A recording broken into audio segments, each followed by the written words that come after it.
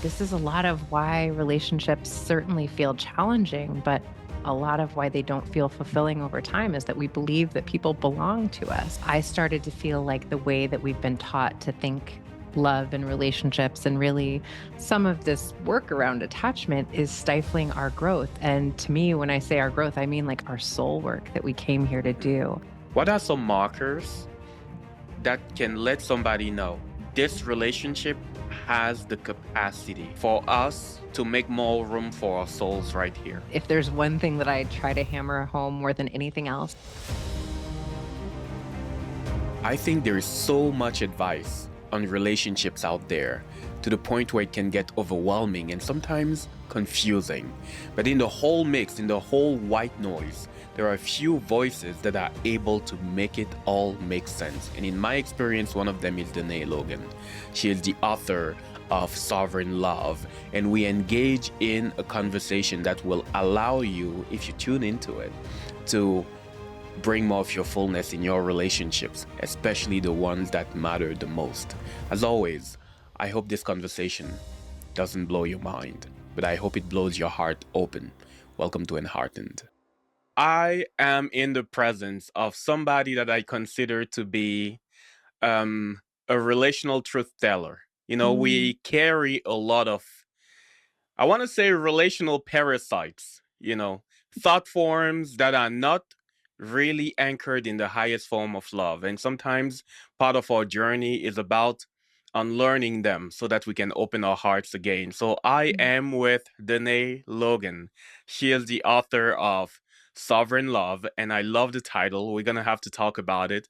Um, I've rarely seen people mix these two words together, sovereign Mhm. and love. So I want to lean in there. Danae is a powerful voice in the conscious relational work out there. One of the voices that, at the very least, I deeply resonated with, and one of the voices that I wanted to bring to Enheartened. So, Miss Danae Logan, welcome to Enheartened.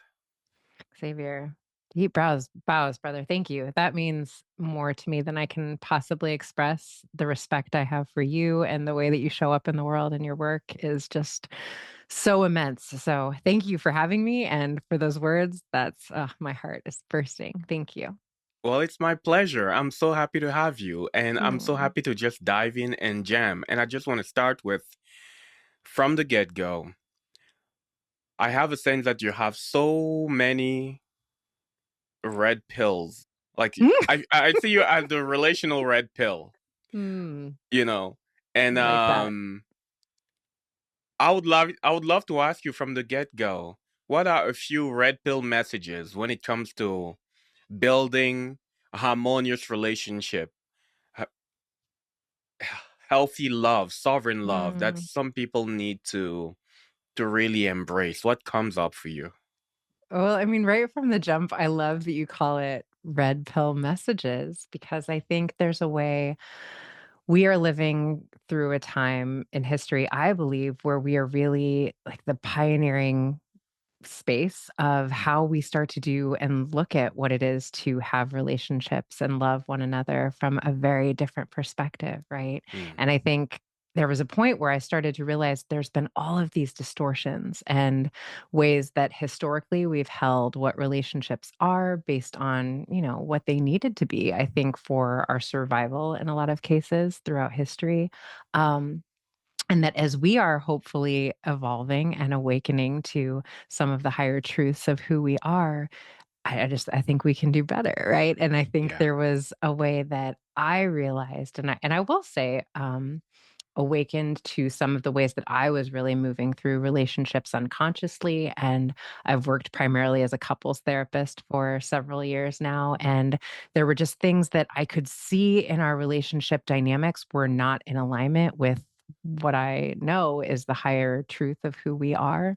Hmm. And what I believe is the potential that we are coming into realization of as a human species and as spiritual beings. And so, in terms of like the red pill things. It's just, you talked about the book that I wrote, Sovereign Love. I think there was a way that I realized we've been living with these ownership templates of Yes. relationships. And when I love someone and decide that I want to be with them and maybe spend our lives together, they're mine and I own them. And, if you think about how we start to interact with the things that we own over time, in the beginning, we're like, hold with a lot of reverence, really feel like it's a sacred, special thing. But over time, we start to get really used to the things that we own. A lot of times take them for granted or feel entitled to things energetically from that thing that is ours.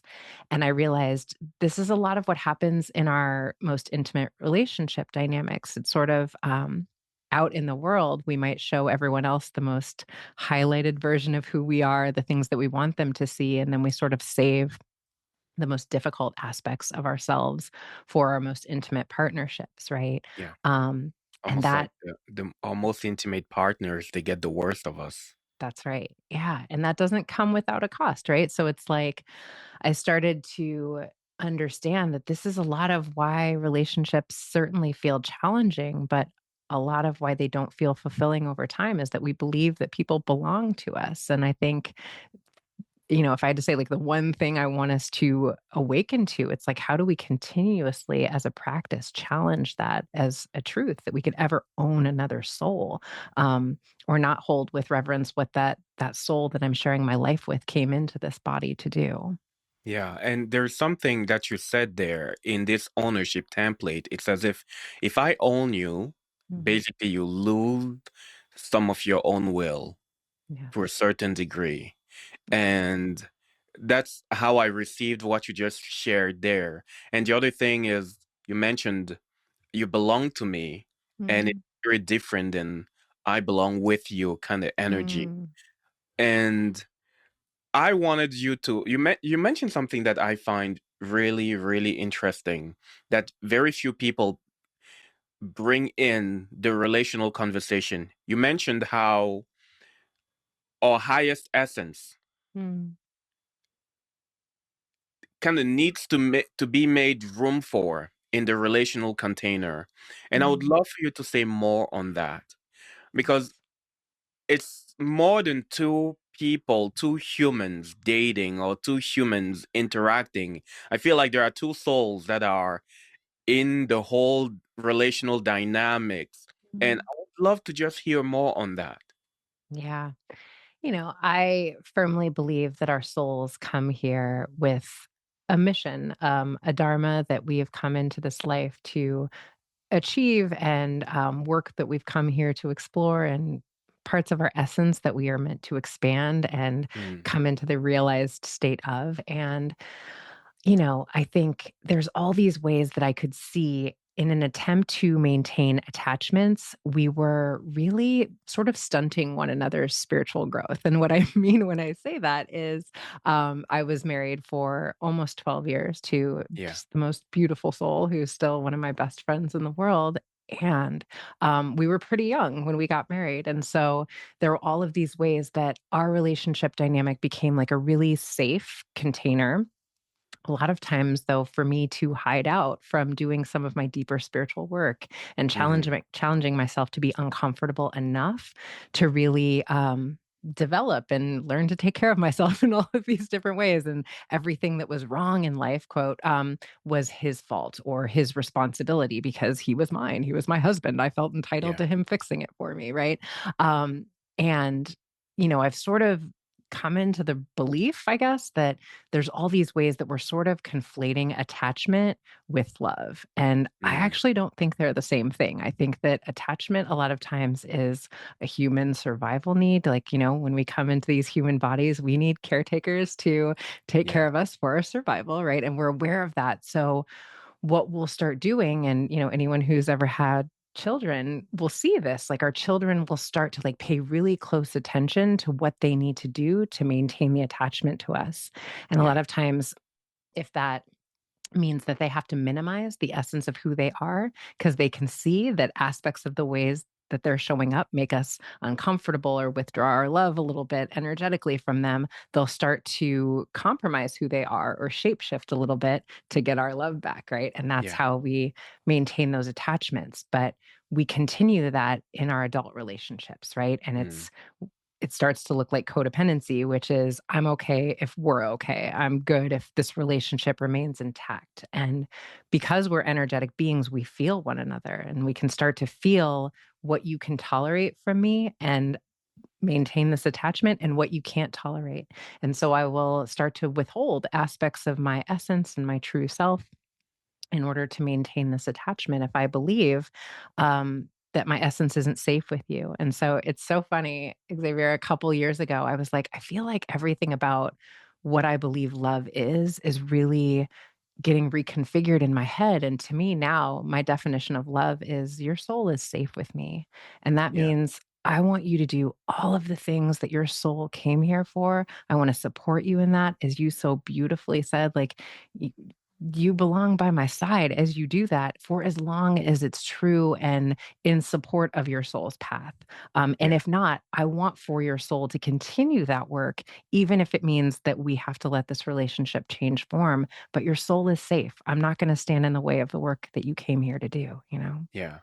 And I think that's one of the most vulnerable things to do when we Mm, love somebody. It's like loving them into freeing them.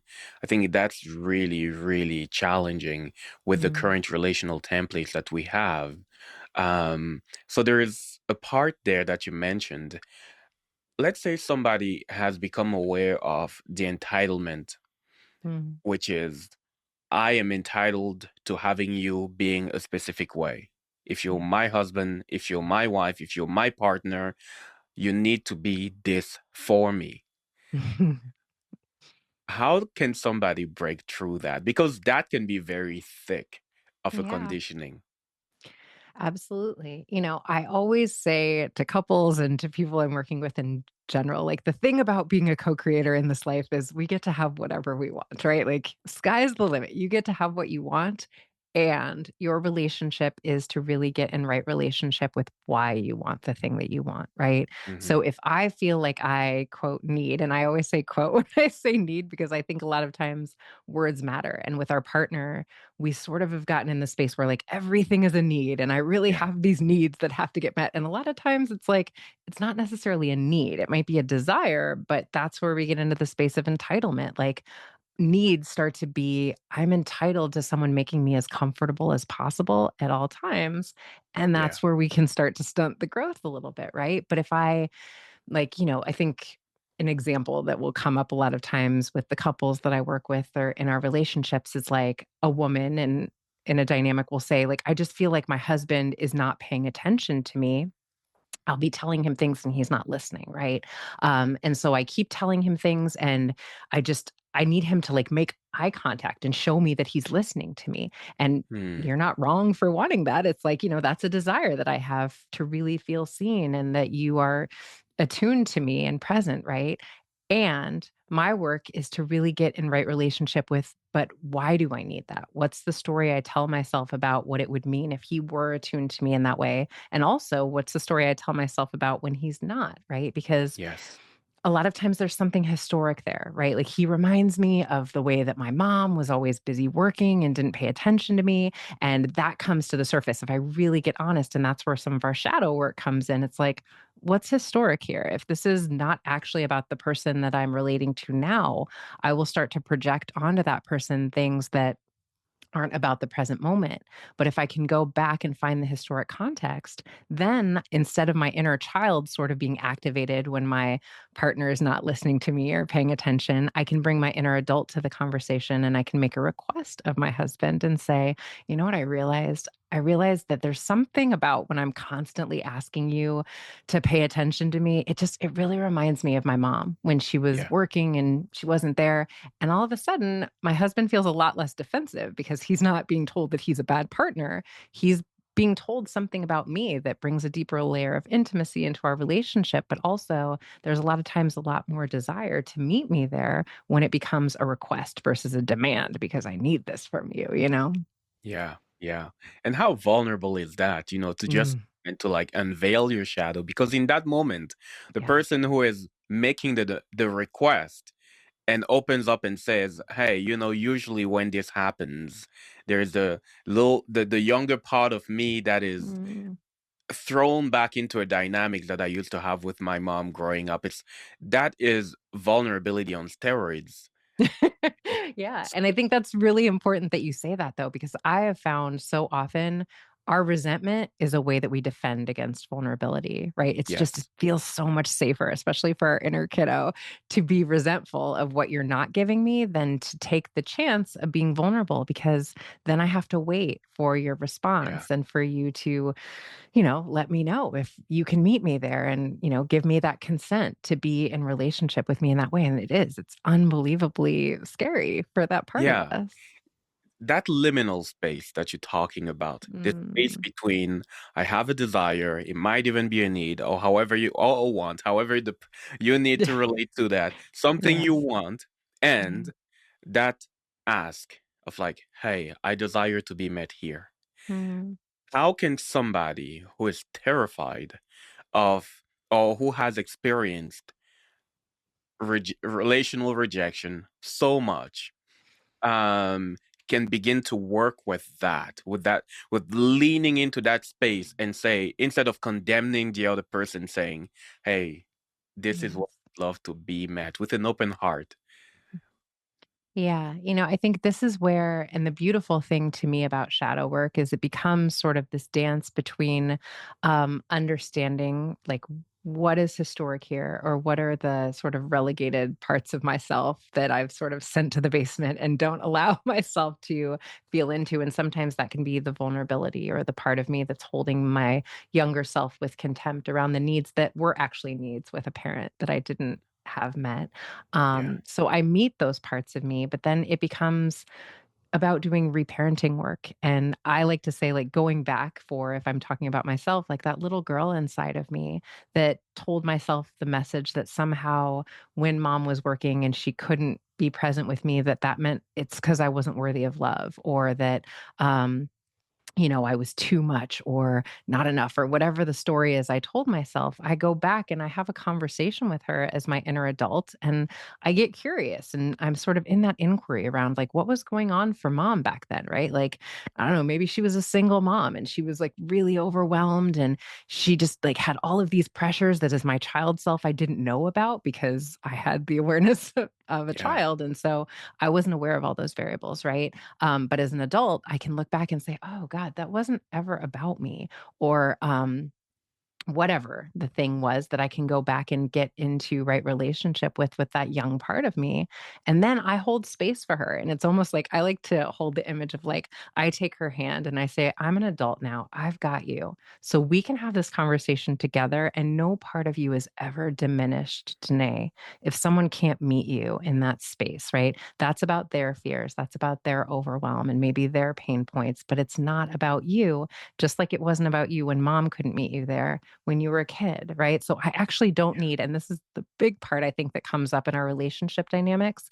I don't need my husband to be that parent for me because Yeah. I'm going to parent me, right? I'm going to take care of me. And then me and my inner kiddo can go hand in hand. And I can talk to my husband as my inner adult and say, I have a request I'd like to make. Because when I don't do that, I'm not really taking into account that he has an inner child too that feels Yeah. overwhelmed and shamed and scared and all of the human things just like me.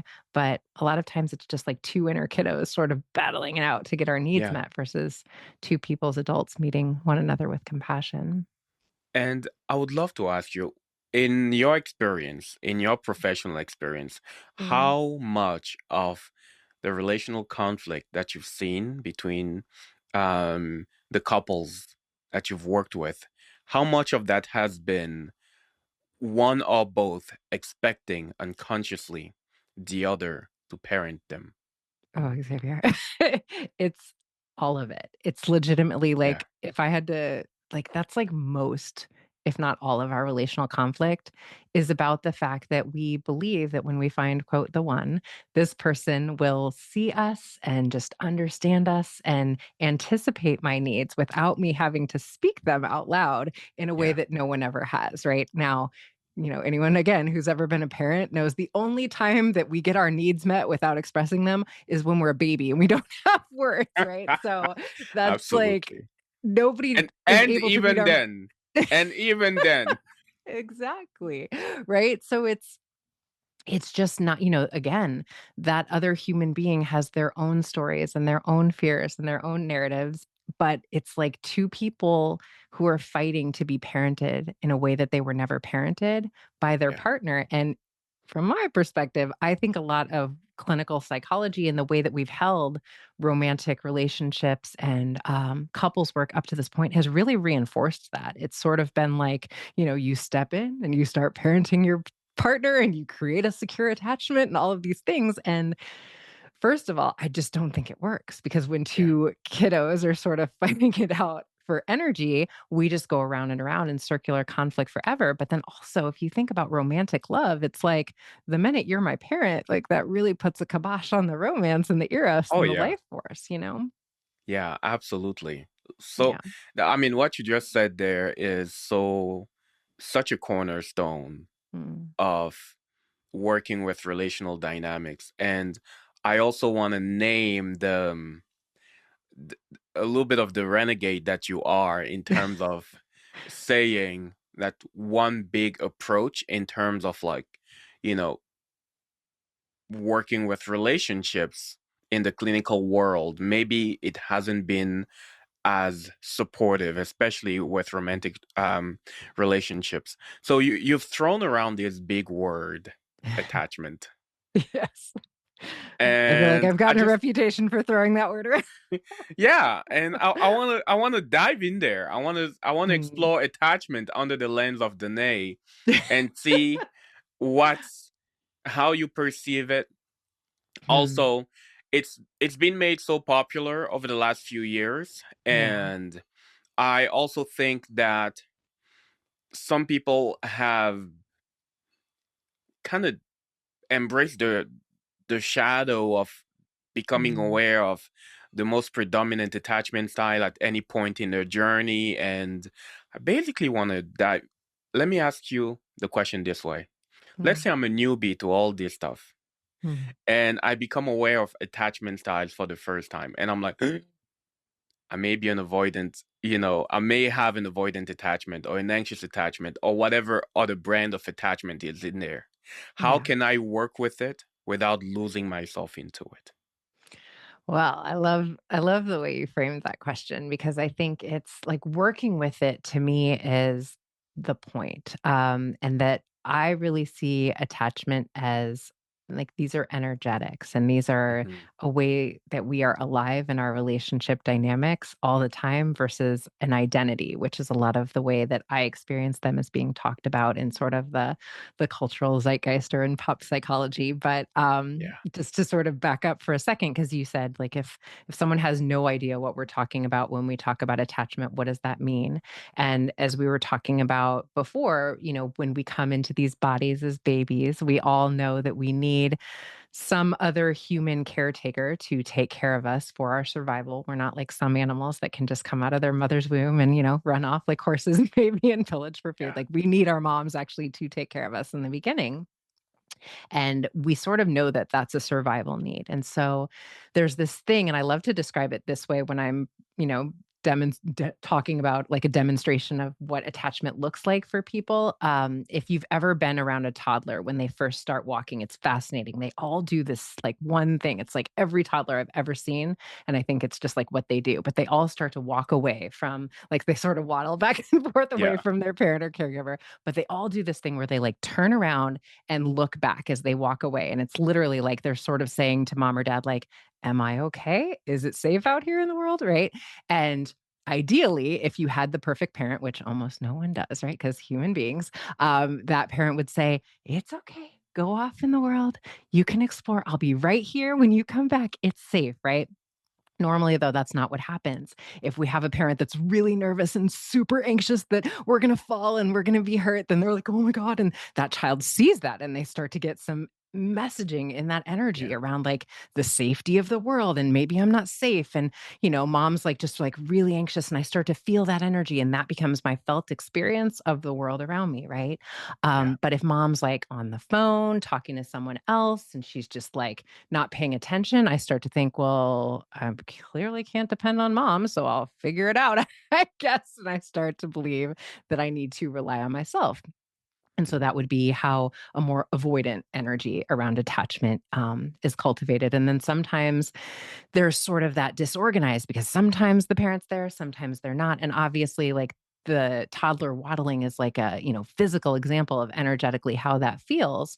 But there are ways that based on what we experienced in childhood, we start to create relational attachments. And that's sort of how attachment theory was born. But what's interesting when we come into adult relationships is there's ways that however we related to our parent or caregiver, we start to have like survival mechanisms or defense mechanisms that show up in the way that we relate to other people. So if I tend to be more avoidant in my attachment, and a lot of times I talk about these energetics in terms of masculine and feminine energetics, Yeah. and those aren't gendered. Like we all have both masculine and feminine energy within, but a lot of times the avoidant energy will be like that wounded masculine energy within us, right? So that's the energy of like, um, you know, pull yourself up by your bootstraps. I've got Yeah. me, hyper independence. I don't need I don't anybody. need It's that, anybody. yeah, it's that energy of like, I have to take care of everything because I'm the only one I can depend on. Right. And a Yeah. lot of times that's either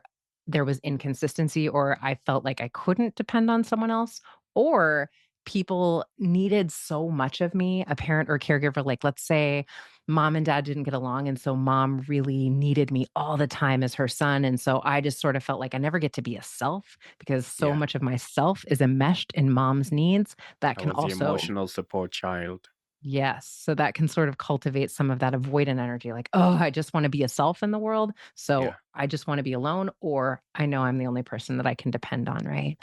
The anxious energy, though, is a lot of times I'm just really nervous about abandonment, right? Or I'm nervous that the world isn't safe. And so I'm constantly sort of looking for something outside of me to give me that sense of safety. And that's sort of that wounded feminine energetic, but that's the energetic of people pleasing and sort of not having boundaries and not like that solid sense of who I am in the world and identity, right? And so what's fascinating about the way that people talk about attachment styles is that it's sort of like you were saying, like I'm anxious in relationships. I'm an anxiously attached person. But Yeah. what I've come to find working with couples over time is inevitably in our relationships, we will always create polarity. And so it's just like the dance of relational energy. So if I am someone who is typically more anxious in my energetics relationally, if I start to be in a relationship with someone who's really anxious, it will sort of like our energy will cancel one another out. And one of us will start to be more avoidant. It's like Mm. magnets. Like we need that energetic pull towards one another. Otherwise, there won't be a charge. And so if I am drawn to this person, one of us will be more avoidant or we'll just like repel one another because it's like two anxious people and there's not a real charge there. Yeah. Um, but it's important to understand that they're energetic because they're not fixed states. And one, it's really important to not make this an identity because then there's a sort of powerlessness that comes with that, right? Like, oh, this is just who I am. I'm anxious in Yeah. relationships, which just isn't true. But when we understand this is a dance between us and we're sort of responding to one another's energy, then I can be in control of my own energy and I can be that sovereign being that we're talking about and sort of do the work that I need to do to shift my own energetic. And that's a lot of what I became obsessed with a little bit with the couples I was working with. And ultimately, how I started in the book talking about like how we do that thing of pulling our energy back and taking responsibility for it. Yeah.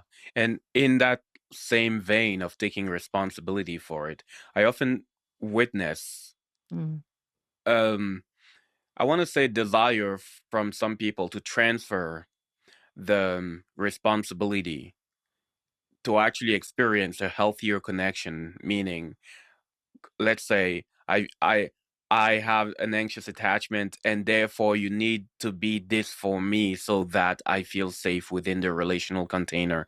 I'm not saying it's not necessary, but in that, I'm not saying it's not necessary to kind of work together to mm, create a healthier dynamics, like better connection. Yet I've also sometimes seen the mm. willingness to kind of like transfer totally the responsibility to Yes. build, to make your way towards a healthier and more secure attachment. And I just want to hear you speak some more to that. It's like, Yeah. let's say I have a specific attachment style that is predominant that I've observed, and I kind of want to experience more healthy, you know, connection with somebody. What do you think it is the work that I need to own for myself to get Yeah. there? Yeah, I think to me, this is where I started to feel like the way that we've been taught to think love and relationships and really some of this work around attachment is stifling our growth. And to me, when I say our growth, I mean like our soul work that we came here to Hmm. do. Um, and I very much believe in soul contracts. I don't think that anyone comes to us by accident. I think we collide with people a lot of times because for one another, we have the specific medicine that we Yeah, need to evolve and become who we have the potential to be.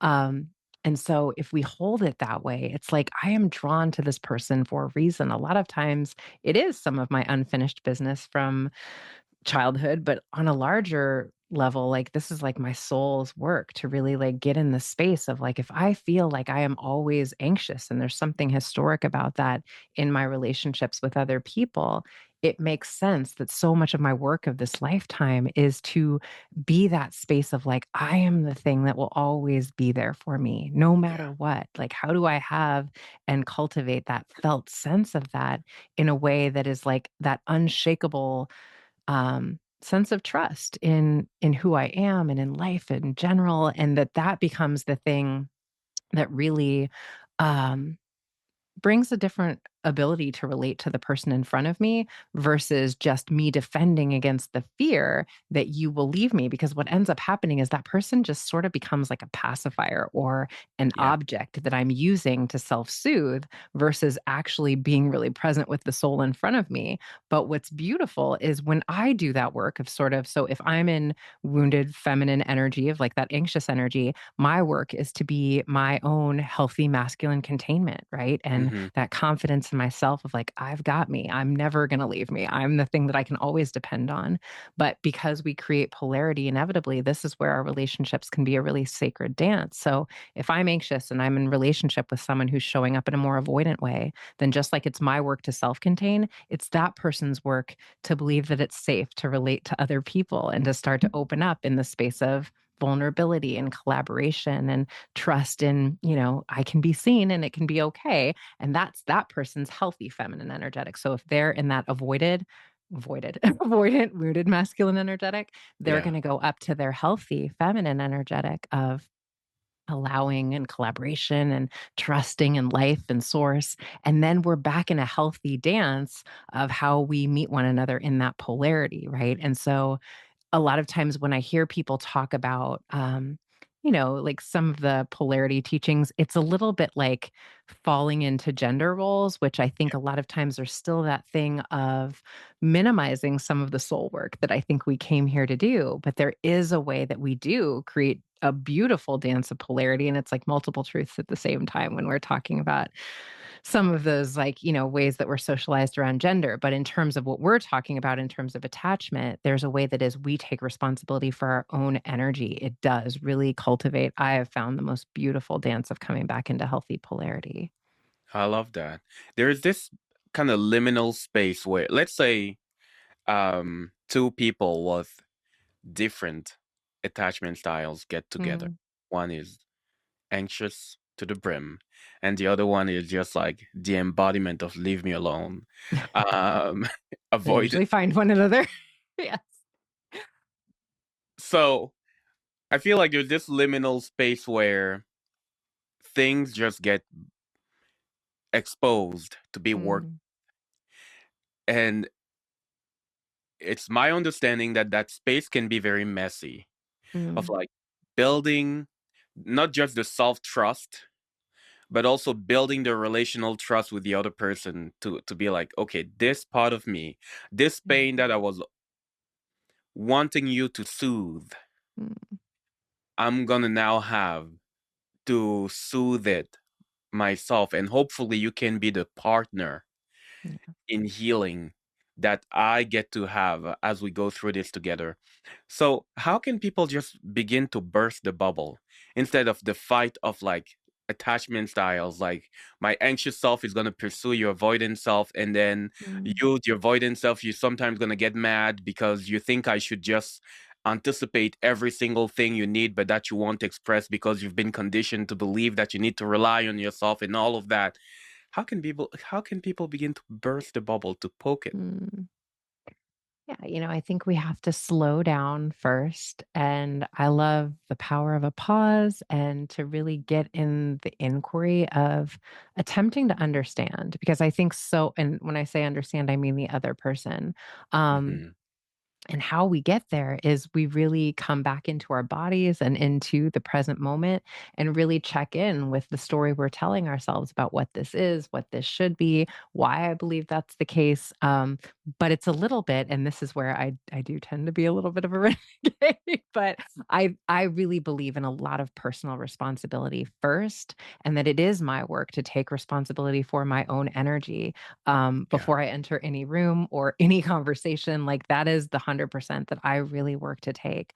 And so, no, it's not always easy, but that's bringing our inner adult into the conversation. And so, if I'm in conflict, like let's say with my kid's dad, I will sometimes say, you know what? Give me 5 seconds. I'm gonna go run outside for a second. I forgot something, whatever. And I will give myself a moment to just like really get intentional around like what kind of energy do I want to bring to that conversation as I go back in there. And then I do that work of like being in the inquiry around like what am I telling myself about what's happening right now and sort of yeah, assessing where I am energetically. And then, just like we were just talking about, if I can assess where I am, I can take responsibility for my energy. So if I'm in that, wounded masculine avoidance space, I get vulnerable and I go back in and I say, hey, you know what? I'm telling myself a story right now about something that I feel like I'm entitled to, and that's on me. And I want to apologize for that first. But I guess I'm wondering if you might be willing to help me with covering me on Saturday because I'm really overwhelmed or whatever the thing is, right? And as I do that, he sort of becomes that healthy masculine containment because he's not feeling shamed or attacked or, vulnerable in that way that he was from that space of his defensiveness.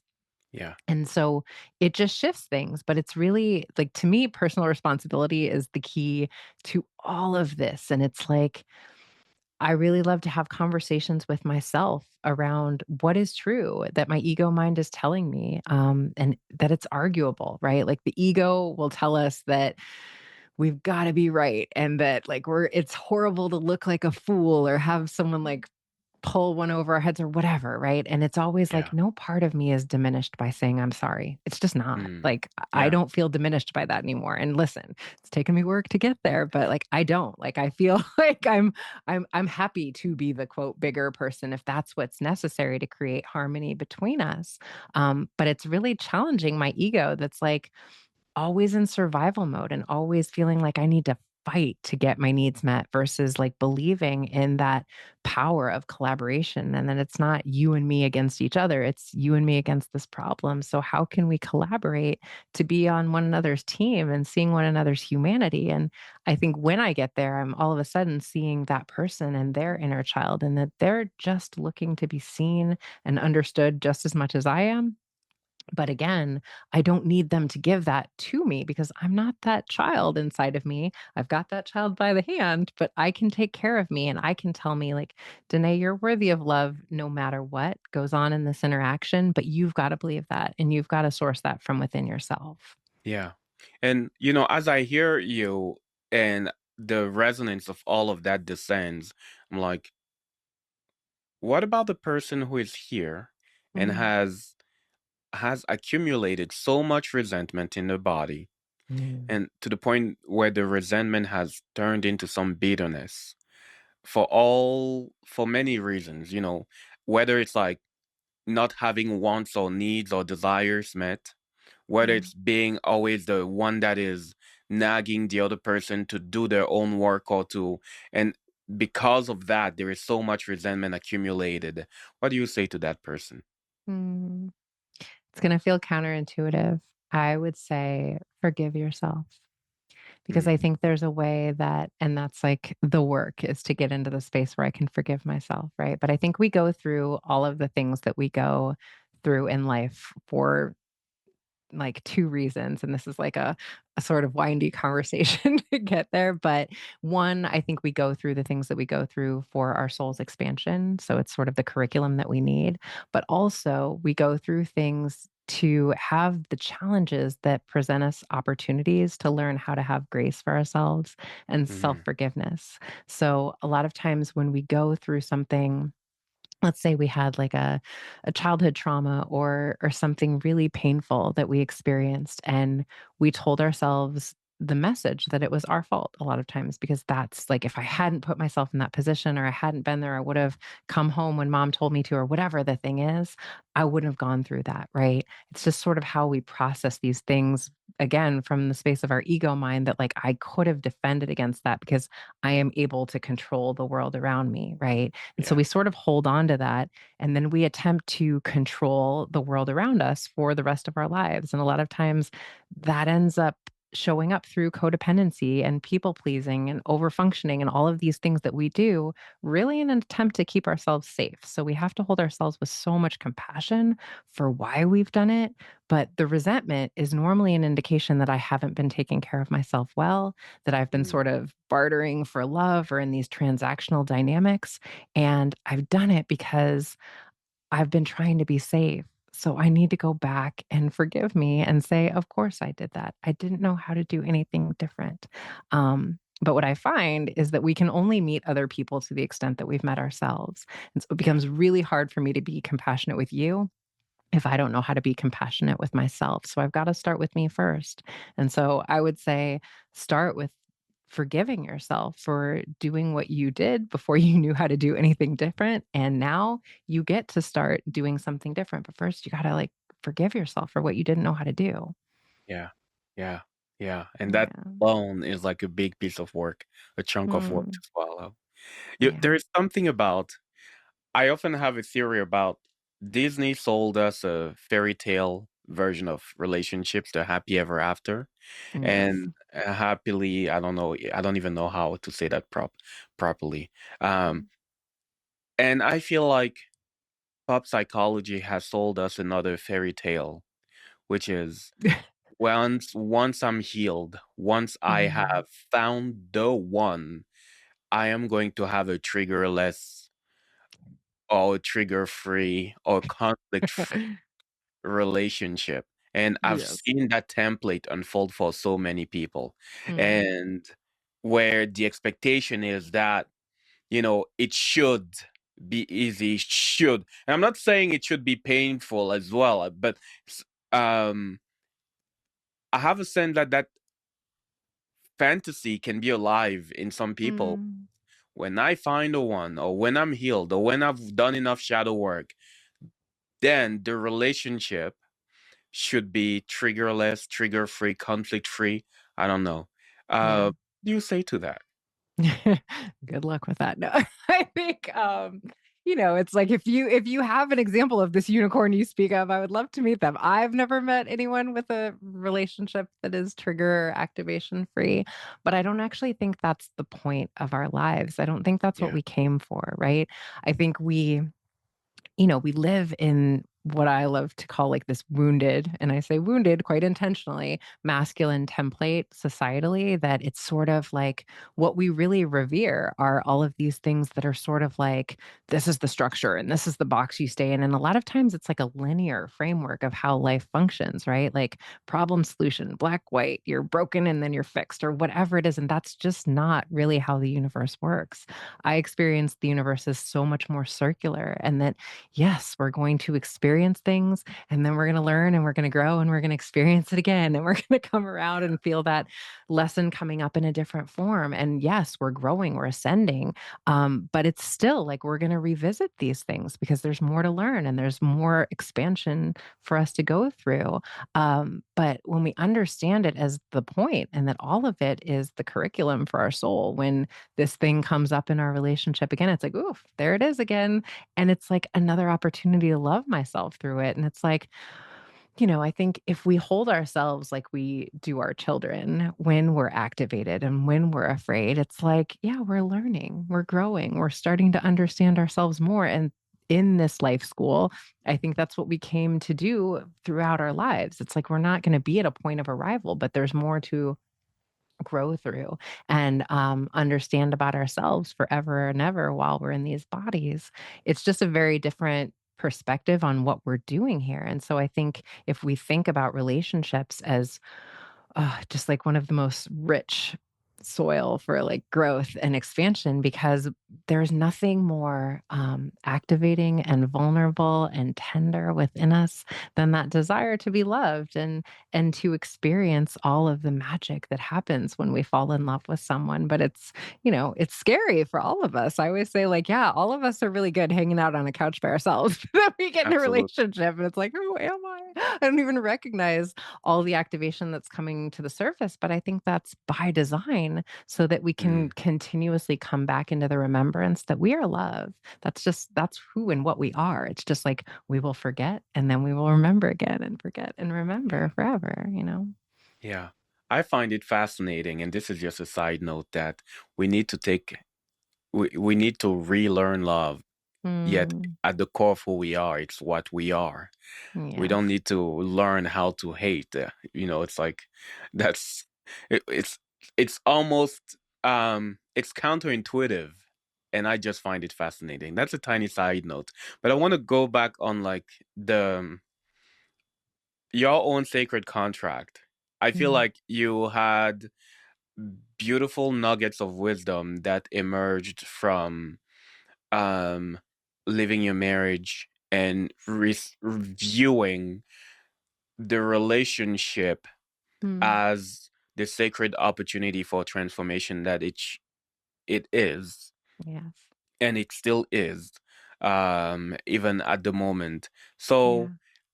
I want I would love for you to talk about the moment of relational awakening, maybe even your Mm, own, where you start realizing there is more to this than just me and my husband or me and my ex fighting over stuff. There's an invitation from my soul here, and I get mm, to reclaim that. I'm not sure if you have anything to say about that, but I feel like the way you speak about relationships, it's more than just um, you know, the traditional therapy, which is I'm gonna help you get what you want, and mm. I'm gonna help you get what you want. It's like I'm also gonna help. I want to help your souls also receive what they Mm, intended to receive yeah. through this journey. So I threw a lot at you there, and I Yeah. just want to see what comes up for you. Yeah, I love it. If I go back to the time when my kiddo's dad and I decided that our marriage needed to change form, and again, I say that pretty intentionally because the container changed and the relationship dynamic changed form. But I think there's so much in the way that we're taught to hold love in relationships that really creates an experience of contraction or suffering around the idea that I've failed somehow if a marriage ends, or that the goal is longevity and to stay in this for a lifetime, and that means that we're doing right by one another. And there was just a point where both of us realized that that just wasn't the case. What our souls had in terms of what we desired to experience and do and become in this lifetime, they just weren't in alignment in a way that made sense for a marriage. And I think I always say that I think relationships need three things to like really like feel like they're in alignment and thriving, and it's inspiration, respect, and a shared vision. And Mm-hmm. I think, there will be seasons where it doesn't feel like we have all three of those components. But if like fundamentally we're not on the same page with those three things, I think it becomes challenging. And so going back to when we decided that our relationship needed to change form, I remember, and this is just one of those moments, and I know you'll feel me on this, Xavier, but my child was still in a crib at the time. And so, if you've ever been married for a long time, there's something that's like really like a shock to your system when all of a sudden like this person is gone and you like have been sleeping in the bed together for many years. And I remember I like got in the bed and I was like, "Oh, I can't sleep here." And so I went to my little boy's room and I climbed in his crib and I just started to pray and I just started to ask God to help me with how to hold this. And like the message was like a jolt of like, just be Mm. love, Danae. And um, I started to just like get like a little bit of a download of like, figuring out how to hold this with love is like what needs to be the North Star over and over and over again. And love is possible. It's just in every moment. If you say, like, what would love say about this? How would love hold this moment? Your answers will become clear.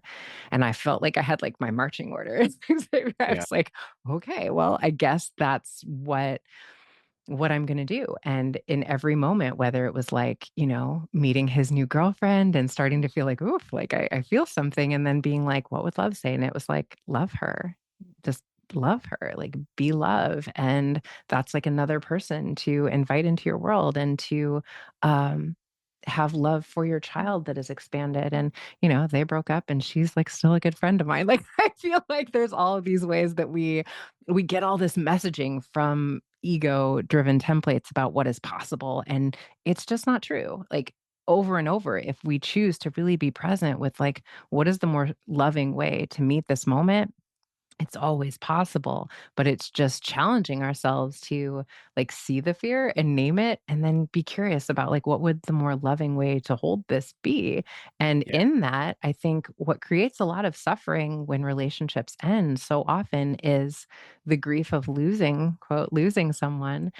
First of all, I don't think once we've collided with another soul, we ever lose them because they're a part of us forever. But Hmm. also, my kid's dad is like, he was my best friend. He still is. And I didn't have to lose him because I didn't let my ego mind take over in the context of what I was afraid of. It's just like, I want him to thrive and I want him to have the fullest expression of a life that feels like what he wants for himself because I love him. And we weren't offering that to one another in our marital container anymore. And now he's like in a relationship again where he is like so seen and met and blissful, and I'm so happy for him.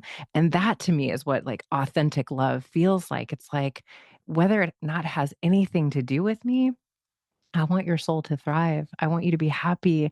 And I just believe, and this is sort of my theory, that we are living through a moment where relationships are being reconfigured, and that it's going to be like relationships are aligned as long as it's justified. And I think it's going to have a lot more to do with our soul's missions and us coming together in union when it makes sense because of what our souls came for, versus this thing that we believe we're incomplete until we're in a partnership. But I think that that's sort of a shifting back into like a more community based way of being, and Yeah. that we're gonna get away from this nuclear family structure, I think, a little bit as we're continuing to evolve. And it's gonna be like when our souls are just so clear that our dharmas are so aligned and that there's like fire when we come together in that space of creation, then it makes sense. But otherwise, like nobody's incomplete here. That's not ever true. Yeah. There's so much that you offered in. I feel like you just gave me zip files that I want Aw. to kind of extract and expand on. And when you were talking, part of me just felt that there were probably some moments where you uniquely had to wrestle with maybe feelings such as I am witnessing you experiencing. I mean, I'm talking here about your husband. I am witnessing you experiencing what seems to be more harmony than Mm, we were able to experience together. And I yeah. am witnessing, receiving with this person something that maybe, let me frame it in this kind of survival way. Receiving something with this person, something that I didn't know or even want to give Mm, you or to be for you. mhm. And what was your experience of just working with that or being love with that?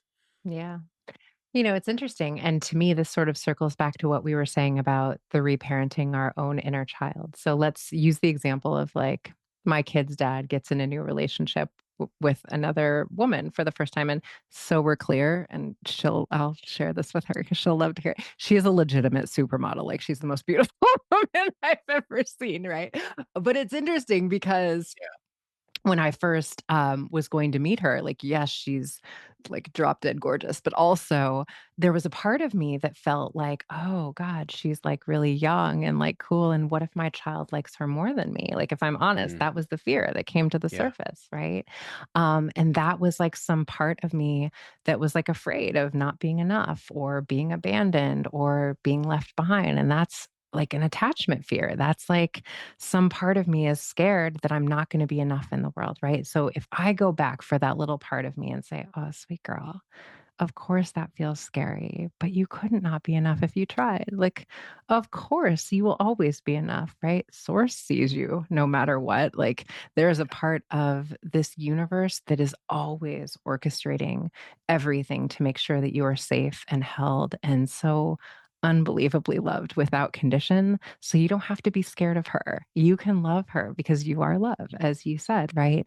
And so legitimately, that was the conversation I had with myself, and it was really me going back for that little girl. But when I reparent that part of myself, then I don't have to look to my child's father to parent me. Because if I don't do that work, then I feel abandoned by him and I feel all of the fears come to the surface.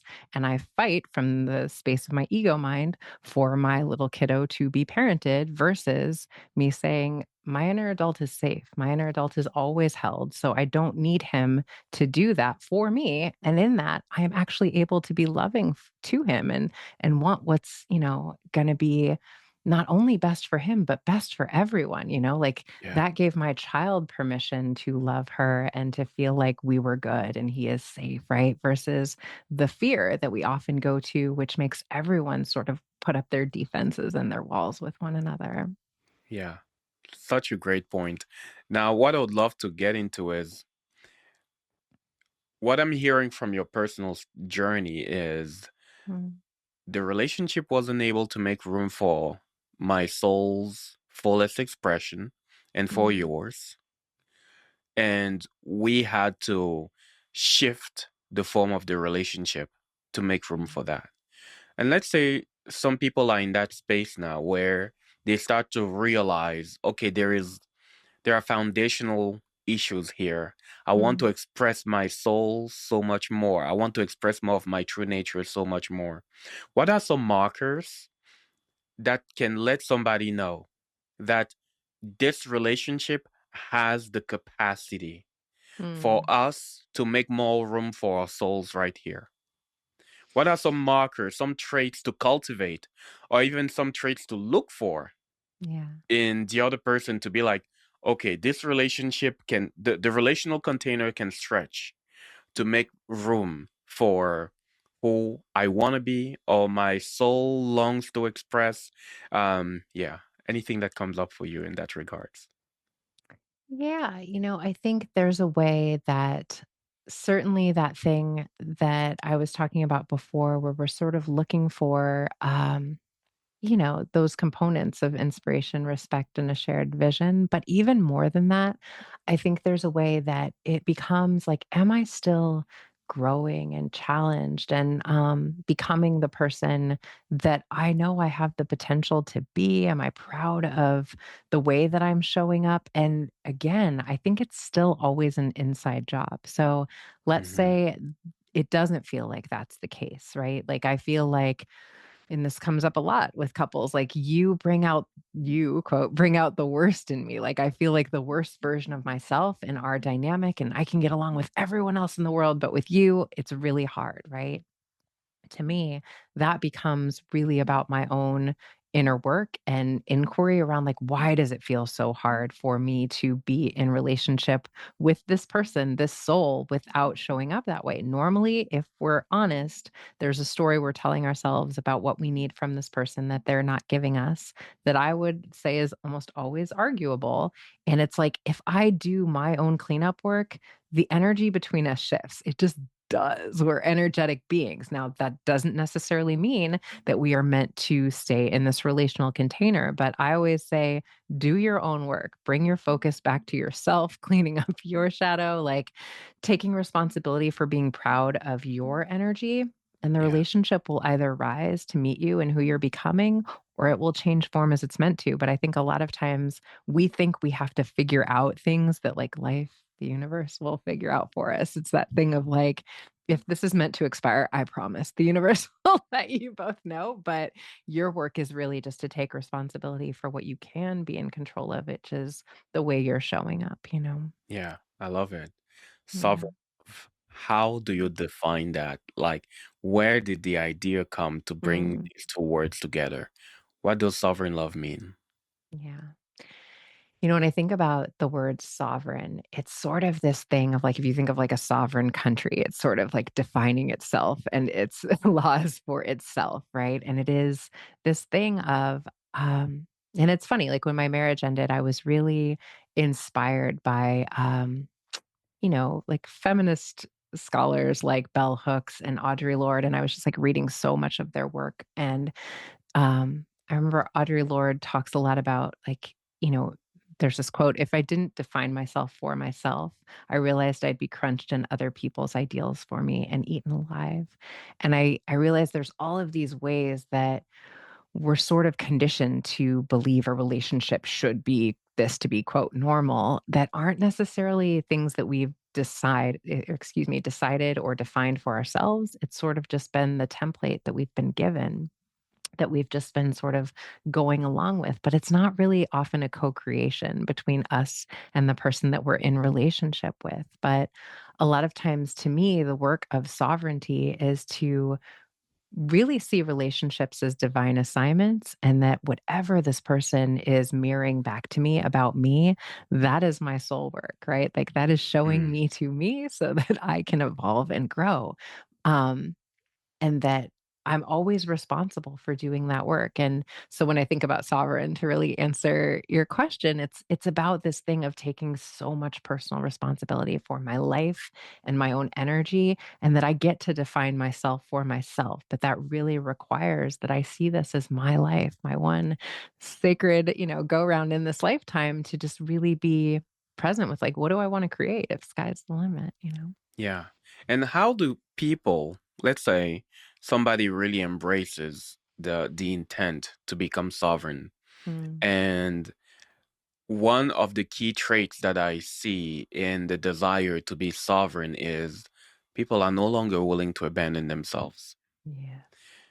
And there is sometimes a little bit of a distortion in that as well, which is Mm. when we are not willing to abandon ourselves at all anymore, we can become sometimes self righteous. It's like, it's my Yeah. way or the highway. Mm. It's this way or the highway. So, how do two people who are really focused on that energy of embodying sovereign love and no longer rejecting aspects of themselves, how can they still come together in a healthy way, in a way Yeah. that keeps making room for their shared, I mean, expansion and their unique individual expansions as well? Yeah. Well, I think what's interesting about the phrase of like, it's my way or the highway, it's my way or the highway. That's the phrase, but it's really rooted in control, right? So Yeah. there's a very sort of like power over energetic in that phrase, right? And whenever I'm talking about these energetics and taking responsibility for our own energy, I am always like, if there's one thing that I try to hammer home more than anything else, like the person's energy we ever get to be in control of in this lifetime is our own. Now, we will create relational polarity, but the thing about energy is it cannot be manipulated. So Mm. it's like the universe knows if you're like trying to shift your energy to get your husband to, comply with who you think he needs to be, like the universe is not going to be manipulated. So that's not actually how energy works, right? He will still feel the energetic frequency of your control, and there will be resistance to that for a plethora of reasons. And so when I say taking responsibility for shifting my own energy, that's it. It's like 100% responsibility for my energy and no one else's. And if my husband gets on board or not, that's not the point, right? Like, I just got to be in control of how I want to show up and who I want to be. Now, we will create polarity, but it's not from the space of attempting to manipulate someone else into where I think that they need to be. So, I think if I'm always saying, like, I wanna be the person that I wanna be so that I feel proud of who I am. That actually doesn't have anything to do with how you're showing up, and that's a lot of where I think we get in that sticky thing. It's like, "I need you to move so that I can be okay. This is the way that I think it needs to be," and it's like, "I'm gonna be who I am regardless of what you do or how you show up." And then I can just be present and witnessing you and how you show up. But it's big work because it really requires that I'm in that inquiry we were talking about like what I'm telling myself it means that you're not moving in the way that I think you should, and all of those things, you know? Yeah. Yeah. Um, there is this conversation we had just a few minutes ago about the emergence of new relational templates. Mm, And I'm not trying to say these templates get to be fixed or rigid, or I don't even know. I think collectively we are looking for them because mhm. we've undergone like massive change over the last 50 years per se. It's Yeah. like the relational templates that were once needed.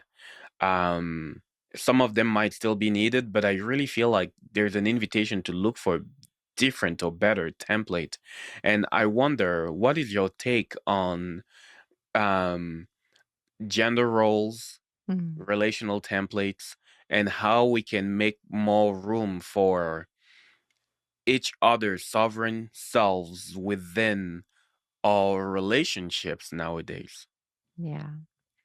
Yeah, it's a complex and I think such a beautiful question to explore. It's why I love this so much and this moment in history that I believe we all chose to be alive right now because, as I know you know, we have entered the Aquarian age, which is sort of like this renaissance period of how we are redefining and recalibrating what humanity is going to be and look like. And in a lot of ways, that is the rise of the feminine principle.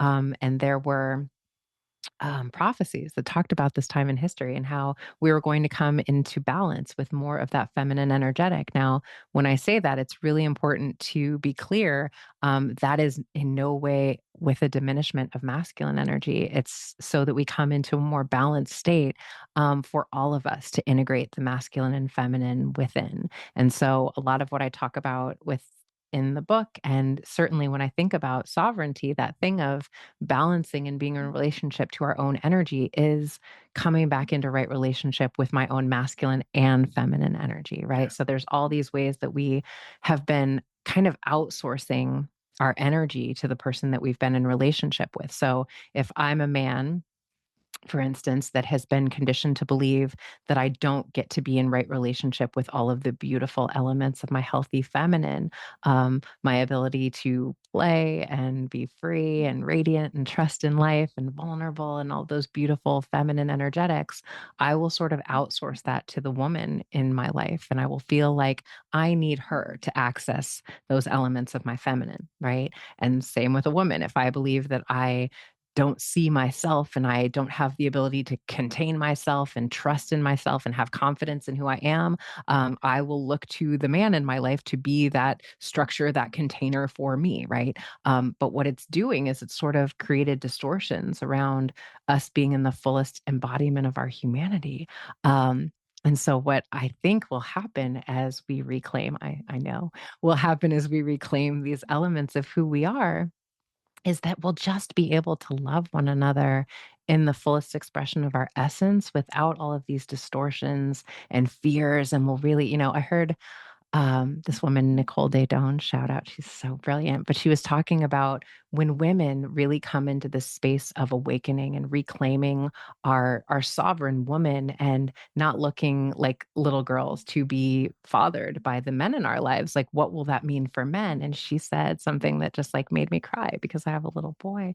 She said, men will get to live artfully in the fullest expression of all that they are, and they won't have to be stifled anymore, and that will heal humanity. Because I think more than anything, our society isn't really suffering from like too much masculinity, maybe wounded masculinity, but not enough of this beautiful, healthy, masculine energetic that I believe will be like the containment for all of us. And just yeah, I think that we're going to come back into the space of actually being able to see and celebrate one another in the context of our souls, because we're not going to believe that we're just these bodies anymore. We're going to remember who we are. So what I'm hearing you say is it's an inside job to basically embrace the full spectrum of masculine and feminine within ourselves and to relate from there, and that alone will start the retemplating, the relational the retemplating that is needed. And Yes. I want to celebrate a little bit that perception because um it doesn't create more boxes, and it Mm, also doesn't invite people to repress more aspects of themselves to kind of fit into some sort of a rigid box. And I also want to name, I am so well aware that during these times of like gender wars and gender mm, battles, sometimes we might have a tendency to want to default to ancient templates, yes. um, because that's what we've known forever. Um, I want to invite you Mm, to say a word or two around the new level of relational courage that is needed at this time.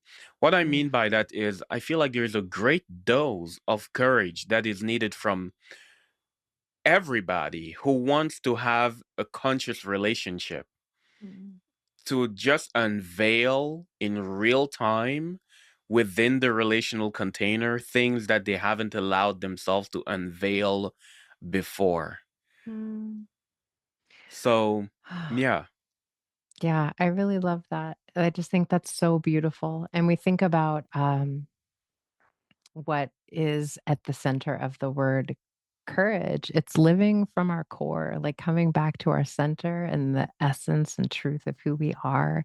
And I think that is what is required right now more than anything else. Is I think like, yes, we're living through a moment of awakening, but it's like a great remembrance of ourselves. It's Mhm. like you said before that like we feel like we need to do all of this work to remember how to love one another, but love is who and what we are. Like we couldn't not be love if we tried. It's just like that Rumi quote, like your task is not to seek for love, but merely to find and, chip away at all of the aspects of you that have forgotten that essence of love that you are, right? The barriers to remembering that love. And so I think it does. It requires us, you know, taking responsibility for whatever the changes that I want to see in the world, let it begin with me. And I think that's Mm, the shadow work. It's like it's so easy for our ego mind to point the finger at the world around us and say, like, everybody else is falling short of who they should be and what they should be doing. But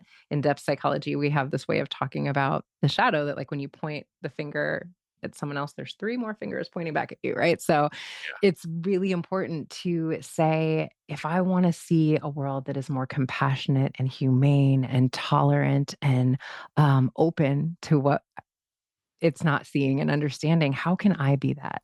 How can I be that thing that I want to see in the world? And certainly in our relationships. And I think there's so much emphasis on social media, and when people are talking about relationships and red flags and like, what you should look for and find a person who does this. And it's like, I think if we really focus our energy on being the type of person that we would want to be in relationship with, yeah. there's so much energetic shift that comes from that. And again, because we understand how the universe works, and like what we start to attract is the vibration of what we believe to be true about life. And so if I start to be that thing, I'm going to attract that thing because I believe that those things are worthy and important and who I want to be, right? So it's the courage to me is really, I think it takes so little courage to be cynical, Xavier. Like, I think Yeah.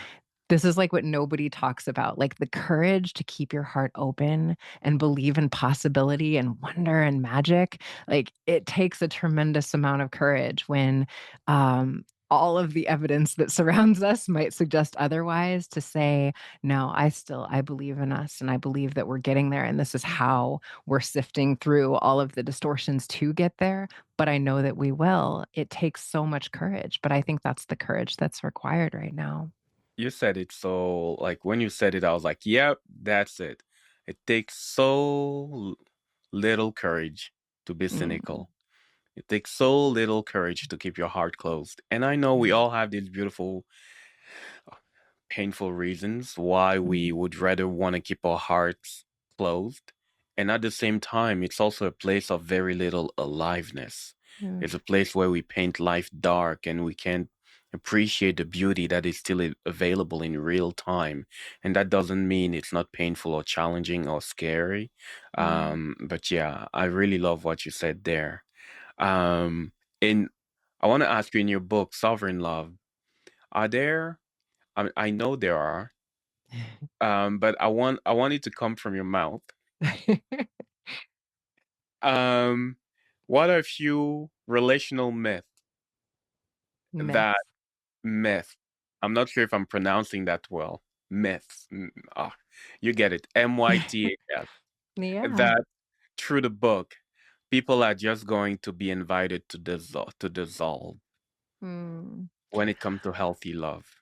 Yeah. I mean, I think certainly, I think the myth that it's just an inevitable thing that we become roommates once we are with someone for a long period of time. I think that's absolutely not something that needs to be the case. Hmm. Or true. I think it just like requires a lot of, again, presence and taking responsibility for the story we're telling ourselves about this. But also that, that there is the one. And when I say that, I think that there are going to be beautiful souls that we collide with, but you are the one. You are the one of this lifetime. No one is coming to save you. And that to me was Hmm. like one of the biggest lessons of my life, especially over the last 5 years. The hero that I was looking for or believing in that whole time, it was this guy, like it was her. Like she was the one who was what I always needed. And I think that there's just, a pedestalizing that we put on romantic love Yeah. that it's challenging because, again, we really meet one another with a lack of humanity when we put romantic love on a pedestal, because it's like, no matter what, we're going to be meeting another human who's going to be afraid and fall short and not be this, we're still sort of sold this idea of someone who's the real love of my life will always know how to Yeah. meet me and show up and be consistent and all of these things. And again, I just have never experienced that to be the case. It doesn't mean that people don't do a tremendous amount of work and have like really beautiful, loving relationships. Of course we do, and that's possible, but we're going to still be human beings and we're still going to Yeah. have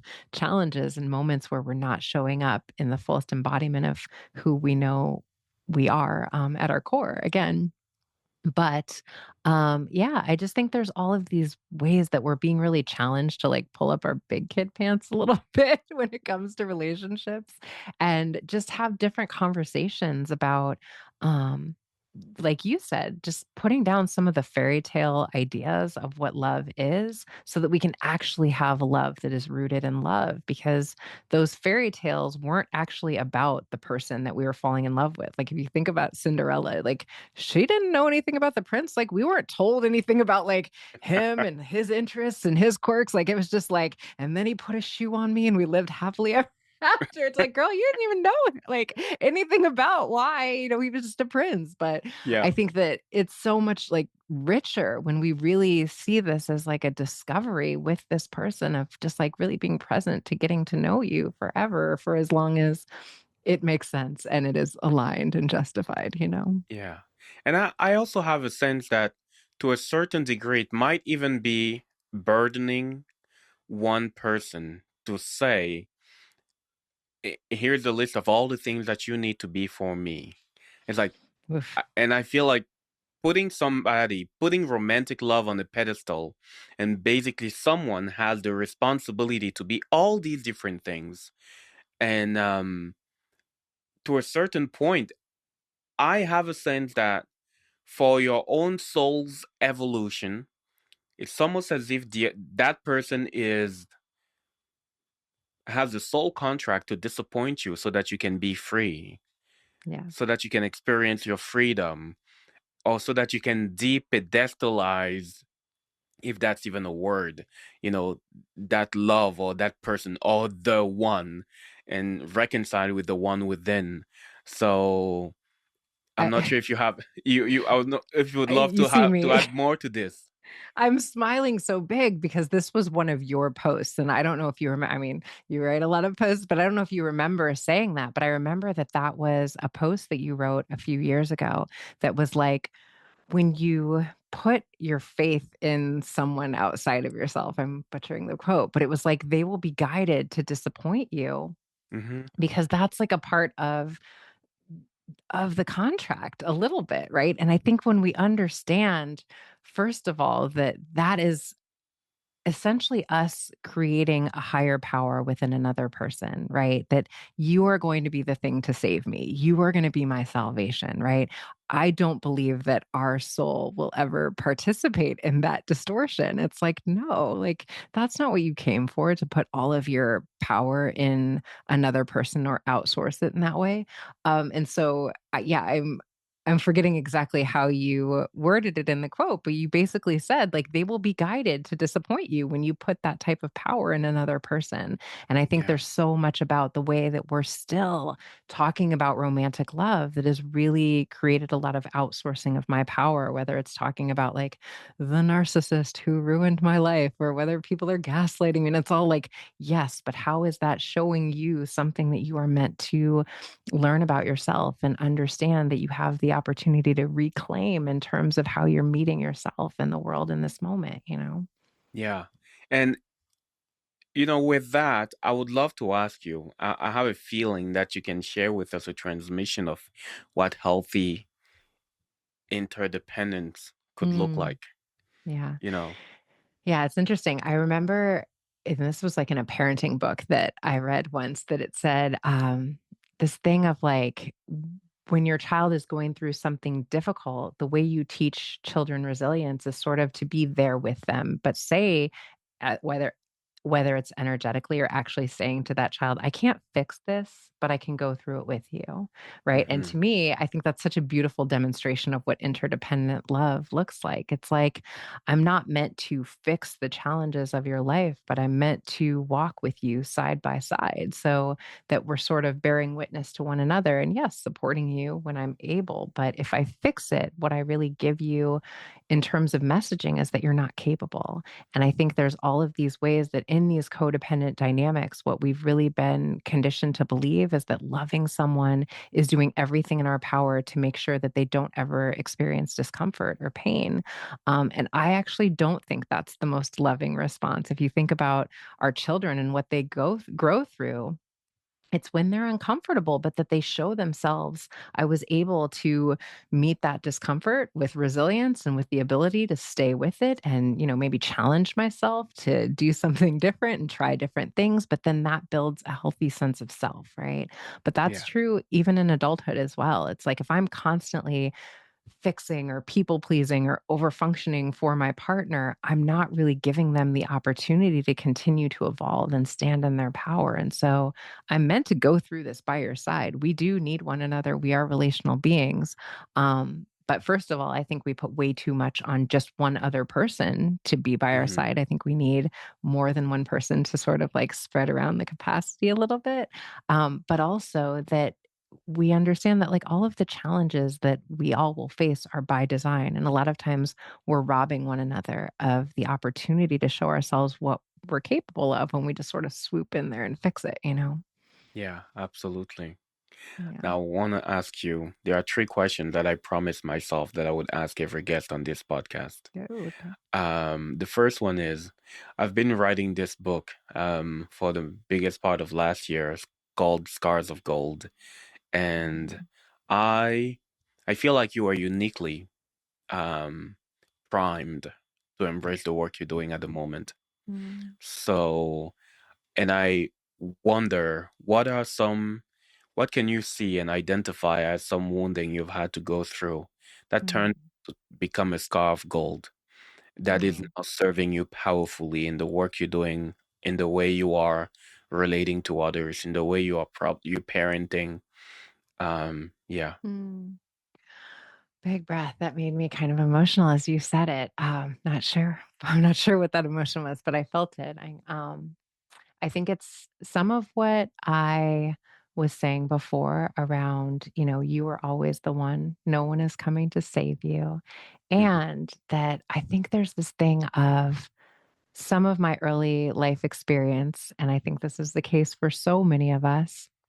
There are all these ways that who I am and who I was in my essence, I think I could feel the energetic frequency of that making other people uncomfortable. And it's sort of challenging some of the templates of like who I was meant to be. And so there's a lot of ways that I sort of started to feel myself shrink down and Hmm. minimize and internalize some of those messages of like there's something wrong with me. And so I think now I can see that so much of what I have experienced and really the things like, I think now so much of the work that I do is around supporting people in reclaiming themselves and not doing that thing of self abandoning. And if I hadn't had the experience, like the felt visceral experience of doing that, but also reaching this point where I couldn't do that anymore. And I needed to come back into the space of being an authentic self, then I wouldn't be able to um, really understand why it's so necessary. And I think the point of so much of what we're going through in this lifetime, because I think all of us have a particular brand of magic and gifts that are uniquely ours. And it's like what the world needs from us is our magic. But I had to take a little bit of a winding path to come back into the space of reclaiming mine. But in doing that, I believe that I'm uniquely qualified in supporting others and doing the same. Yeah. And to somebody who is there in that place where you Mm, used to be, where they feel disconnected from their magic and they feel like they mm, constantly need to shrink to a certain degree and they are at the mercy of how the external world shows up in response to that state of feeling disempowered, what would you say? mm. Just first, I love you and you are loved. And that, I think nobody teaches us. Well, maybe some people are taught this, but I wasn't taught this. I didn't know that I could ask for help. I didn't know that I could ask God, the universe, Hmm. maybe a higher part of myself to help me. I think that you can ask for help.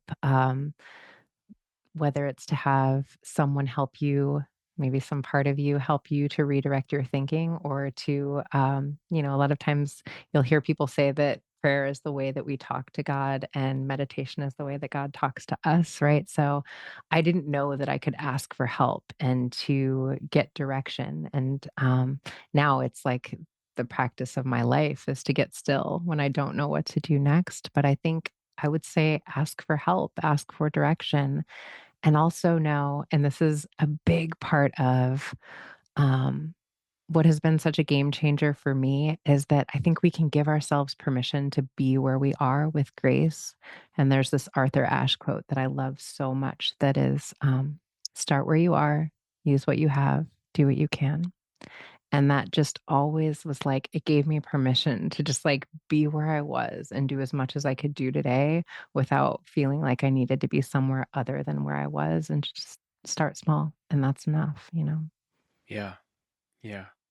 Now, as I'm going towards the last question that I want to ask you, which Mm. um it doesn't feel like it's the last one, but I'm still gonna ask that question first before I bring up the next one that got birthed into my mind as I heard you. Aw. Um, I feel like we are constantly on a journey of learning to love aspects of ourselves that we didn't know how to love before. And that's what I call the practice of enheartenment, which is to Mm. expand the heart to welcome inside more of who we are, especially the ones that we had disowned in the dark. And I Mm. wonder, what are you still currently working on loving within you? A part of you that Mm. when she comes up, you you still kind of want to beat her down and you, you still get mad and you feel like, oh gosh, you came up again. So it's like, what is an aspect of you you currently are still Oh, working on loving and making peace with? the vulnerability. I love it. It's interesting when my marriage ended, changed form, I got a Mm, natal chart reading for the first time. And it was just, for anyone who's ever, if you haven't had a natal chart reading by an astrologer, I highly recommend you do. It's one of those really beautiful homecoming moments, I feel, where you're just like feeling like someone is telling you about yourself in a way that you just feel so seen and it's just really healing. And I remember she said something to me where she was like, "Oh, you carry the belief that you can't be the fullest embodiment of yourself and be loved and have love. mm, And your work in this lifetime is going to be to prove to yourself why that's not true." And I don't know. I was like, how does she know? But it was just like waterworks. I just started crying. yeah, Um, and so I think for me, a lot of times it's funny because the work I do is around love and relationships. And there's some part of me that still like gets a little bit, like very much has the desire for love, and it's an ambivalence. Like it's still kind of, can I be the fullest expression of myself and do the work that I really feel like my soul came here to do yeah, while in that type of a relationship with another person? And it's like the growing edge, but I feel like, and you'll understand this, Xavier, like I think whatever we believe to be true is what we experience. And more, I'm starting to believe that it's possible. Like I'm believing in myself that I can do that and not abandon myself and not leave that little girl inside of me when it comes to romantic love, right? Like that's always been the yeah, place that's felt challenging. yeah. And so, yeah, I think that's always like the growing edge, but it's certainly the one that's been alive for me lately because it's like I feel ready in a way that maybe I didn't feel a few years ago, you know? That's huge. I feel like it's a big template that is being redefined, Mm, yeah. and it feels like you've gone through so many of the cornerstones of what is expected, of what is traditionally expected of women. I've done the Mm, getting married thing. I've had the babies, yeah. and there's also this soul that wants to be expressed in this specific way. Mm, And traditionally, they have been incompatible, yeah.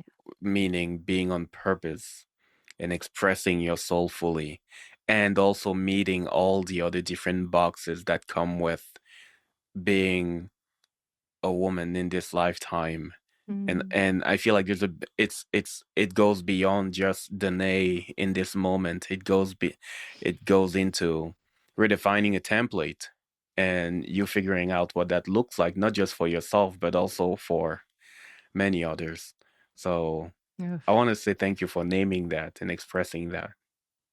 Thank you for saying that. I feel like I felt something speaking through you as you said that, but that feels really true. And I do think that when I think about proving that it's possible, to Hmm. stay in that space of sovereignty and all of the things that we're talking about. It really does feel bigger than me. And I just had this vision a few years ago. That when you start to feel like something is closer, that you just can like feel it. I just had this like vision of me with a man that we would be in the space of like proving that there's a way to love one another that is really different than everything that we've been taught. Mm, And it makes me feel excited I for love all of it. us.